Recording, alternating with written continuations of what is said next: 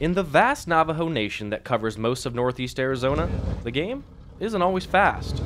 However, not many people are in a rush. Rez Golf, it's dirt, frustration, a lot of cussing, but it's fun though. I mean, that's all we have, you know. We have to occupy our time somehow.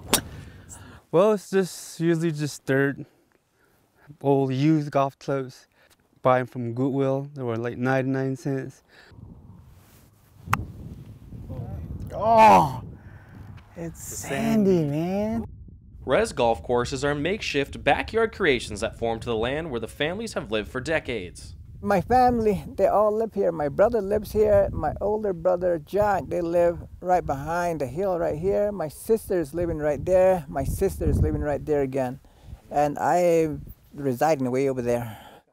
Donald Benally, his two brothers, and his cousin Freddie created their course in Steamboat, Arizona, which they proudly stake claim as being the first of its kind. I never saw anything like this. I never saw anything like this. So, as far as I know, yes, we are the one that generated the Rez Golf. Whether they were the first to tee off into sagebrush-lined fairways or not, the sport is growing. Rez golf courses are popping up all over the Navajo Nation. They actually have a course in Fort Defiance as well. And then they have one in Shanto. There's one actually in Cottonwood and then Tuba City. So it's around. A 24-mile road trip. That's what brings you from the Benally's course in Steamboat to Low Mountain, Arizona, a population close to 700 where Marvis Ben and his family built Lowerville Stingers Golf Club.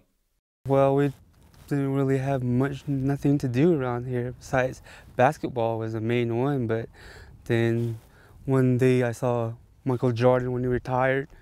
He was playing golf, so that's how it started.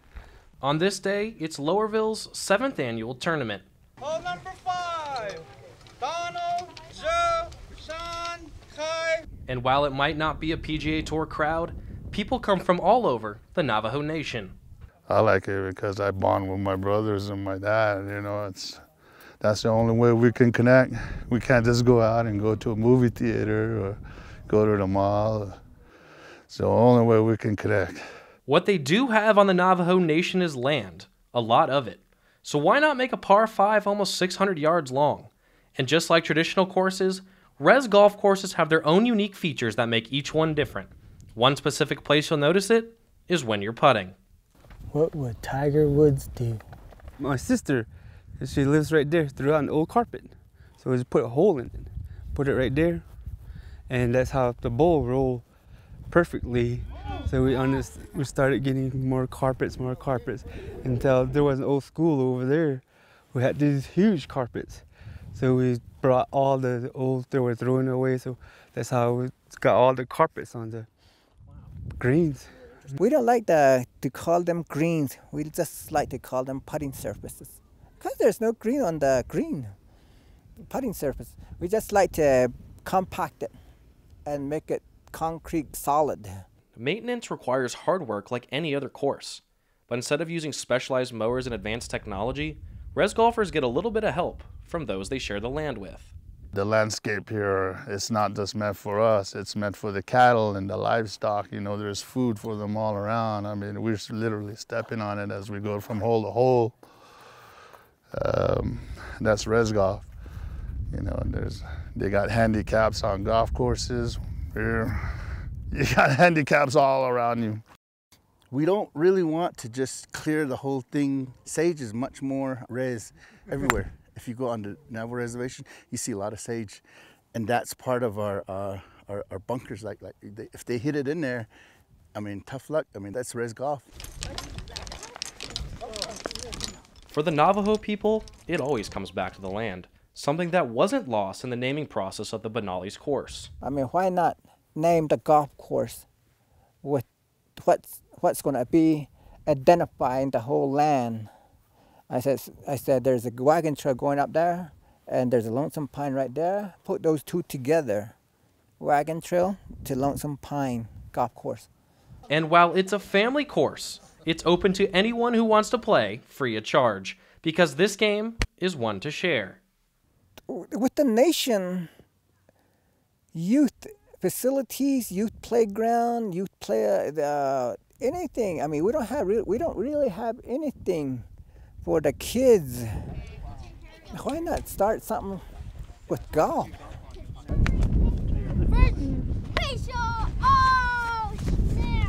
First Mesa Elementary School is on the Hopi Reservation, but a 45-minute drive from the course.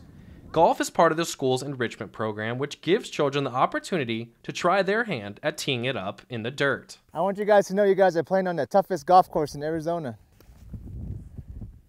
That's our community here, our terrain, you know, we don't have the lush green lawns and so forth to play golf, and it's just like playing Rez basketball, you know. We make do with what we have out here to enjoy a passion. You see a lot of basketball players that started from playing on dirt course, and their style of playing is run and gun, and that's what they're known for. And so why not golf? If those kids can get good playing on dirt course, why not golf? They get a few lessons. Once I noticed we started practicing like this, I noticed that we started hitting it straighter. Miss a few, or a lot, but hopefully just hit that one shot that makes them want to try again. The Navajo people are proud of the unique variation to the over 500-year-old game, a game that, while different in many parts of the world, has similar impacts in its ability to bring people together. This kind of reminds me of way back when St. Andrews, when they first started their golf. I mean, this is how they started, and this is how they took care of their golf course, and that's where the whole thing started. We're kind of proud of what we have. It puts a lump in my throat when I see all these people that we don't know. We got to know a lot of people through golf.